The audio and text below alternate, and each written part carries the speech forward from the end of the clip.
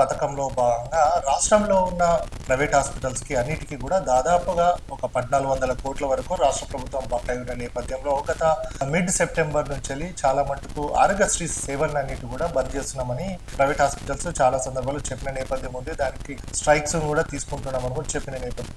So ఈ సందర్భంలో దీన్ని తమకు అనుకూలంగా మార్చుకోవడానికి బీఆర్ఎస్ కూడా సిద్ధం కావడం జరిగింది. ఇందులో భాగంగానే గతంలో ఆరోగ్య శాఖ మంత్రిగా పనిచేసిన హరీష్ రావు దీన్ని చాలా యూజ్ చేసుకోవడం జరిగింది.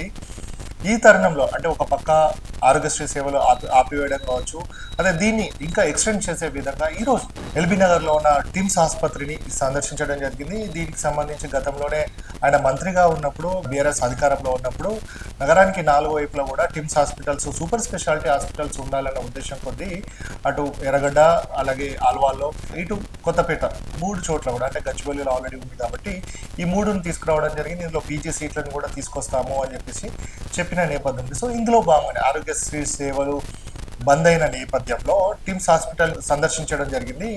టిమ్స్ హాస్పిటల్ని సందర్శించి అక్కడ ఇప్పటి వరకు కూడా పనులు ఆగిపోవడం జరిగిందని, అసలు ఇప్పటికే కంప్లీట్ అయ్యి అసలు వైద్య సేవలు అందుబాటులోకి రావాల్సిన తరుణంలో ఇంకా పనులన్నీ ఎక్కడికక్కడే ఉన్నాయి. ఒక 6 నెలల వరకు టైం ఇస్తున్నామని, లేకపోతే మాత్రం ఇంకా దీనిపైన ముందుకెళ్తామని కూడా ఆయన అల్టిమేటం జారీ చేయడం జరిగింది. ఇందులో భాగంగానే సో ఒక పక్క ఆరోగ్యశ్రీ సేవలు బంద్ కావడం, టిమ్స్ హాస్పిటల్ని సందర్శించడం, అలాగే తాము గత ప్రభుత్వంలో ఏ విధంగా ప్రజలకు సేవ చేయడం జరిగింది, ఆరోగ్యశ్రీ సేవలు కావచ్చు, సీఎంఆర్ఎఫ్ కావచ్చు, తమ ప్రభుత్వ హయాంలో సంక్షేమ కార్యక్రమాలు, పేదలకు సంబంధించి వైద్యానికి ఏ విధంగా సేవలు చేశామనేది ఆయనకు మరొకసారి అంటే ప్రజలకు చెప్పే ఉద్దేశం వచ్చింది. కాబట్టి మరొకసారి అప్పుడున్న పథకాలన్నింటినీ కూడా ఆయన ఈ సందర్భంలో తీసుకురావడం జరిగింది. ఉదాహరణకు చూసుకున్నట్టయితే కేసీఆర్ కిట్ అనేది కనుమరుగు కావడం జరిగింది. గతంలో చూసుకున్నట్టయితే పిల్లలకు ఎవరైతే గర్భిణీ స్త్రీలు ఉండడం జరుగుతుందో వారందరికీ సబ్బుల నుంచి వెళ్ళి మొదలుకుంటే వారి కిట్ మొత్తం ఇచ్చి వారిని ఇంటి వరకు కూడా పంపించేవారమని కూడా చెప్తున్న నేపథ్యం ఉంది. తర్వాత కంటి వెలుగు ద్వారా వృద్ధ మహిళలు ఎవరైనా కానీ కంటి చూపుతో ఇబ్బంది పడే వారందరికీ కూడా కంటి వెలుగు ద్వారా 2 సార్లు ఆ కార్యక్రమాన్ని చేపట్టడం జరిగిందని, మరి ఈ ప్రభుత్వం ఎందుకు చేపట్టడం లేదు అంటే ఇవన్నీ ప్రభుత్వ పథకాలు ఏదైతే సంక్షేమ కార్యక్రమాలను బీఆర్ఎస్ చేసిందో వాటిని మరొకసారి తీసుకొస్తే అవన్నీ కూడా కేసీఆర్ చేసిన సంక్షేమ కార్యక్రమాల్ని కాంగ్రెస్ ప్రభుత్వం తీసుకొస్తుందని అంటారా అని అనుకుంటున్నారా అని చెప్పేసి హరీష్ రావు ప్రశ్నించడం జరిగింది. ఇప్పటికే దాదాపుగా 1400 కోట్ల రూపాయలు ఆరోగ్యశ్రీకి బంద్ కావడం జరిగింది. ఇంకా ప్రభుత్వం ఇవ్వలేదని, ఆ ప్రభుత్వ హయాంలో అట్లాంటిది ఏం జరగకుండా ఎప్పటికప్పుడు డబ్బులు ఇచ్చామని కూడా చెప్తున్న సందర్భం కనబడుతుంది.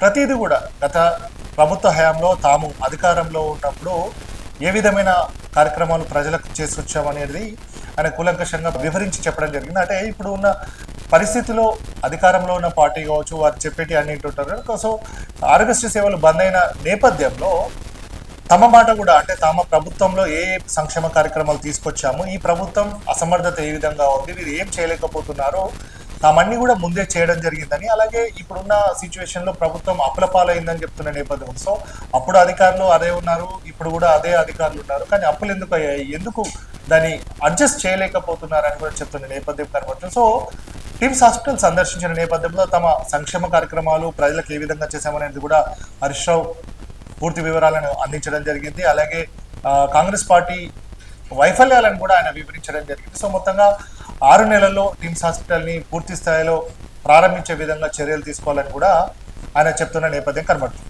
ఇలా ప్రైవేట్ ఆసుపత్రులలో మేము ఆరోగ్యశ్రీ కింద వైద్యం ఇయ్యము, ఆసుపత్రులు బంద్ చేస్తాము అంటున్నారు. నీ పుణ్యం ఎట్లుందంటే కాలేజీలు బంద్ చేస్తామని ఇవాళ ప్రైవేట్ కాలేజీలోళ్ళు చెప్తున్నారు, ఆసుపత్రులు బంద్ చేస్తామని ప్రైవేట్ ఆసుపత్రులు చెప్తున్నారు. నీ పాలన గట్లున్నది. ఆరోగ్యశ్రీ ఇలా 1400 కోట్ల బకాయిలు పడ్డాయి. ఆరోగ్యశ్రీకి కేసీఆర్ గారు ప్రభుత్వం ఉండగా ఎప్పటికప్పుడు నిధులు ఇచ్చాం, మంచి వైద్యం అందించాం. కేసీఆర్ గారి హయాంలో ఆరోగ్యశ్రీ కింద 8,000 కోట్ల రూపాయల డబ్బులు ఇచ్చాం. సీఎం రిలీఫ్ ఫండ్ కింద 3,000 కోట్లు ఇచ్చాం. పేదల వైద్యం కోసం ఆరోగ్యశ్రీ సీఎంఆర్ఎఫ్ కింద 11,000 కోట్ల రూపాయలు కేసీఆర్ గారి ప్రభుత్వం ఖర్చు పెట్టింది. నువ్వు వచ్చినాక 1,400 కోట్లు ఆరోగ్యశ్రీ కింద బకాయి పడ్డాయి.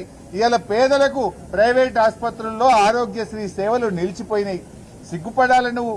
ఇప్పటికైనా ఆరోగ్యశ్రీ నిధులు విడుదల చేయి, పేదలకు వైద్యం అందేటట్టు తక్షణమే చర్యలు తీసుకోవాలని చెప్పి ప్రభుత్వాన్ని మేము డిమాండ్ చేస్తా ఉన్నాం.